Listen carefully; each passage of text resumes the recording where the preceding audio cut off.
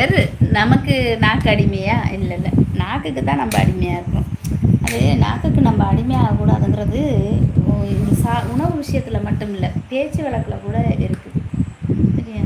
ஆனால் எங்கே நம்ம நாக்கு தான் நம்மளை ஆண்டு கொண்டிருக்குது.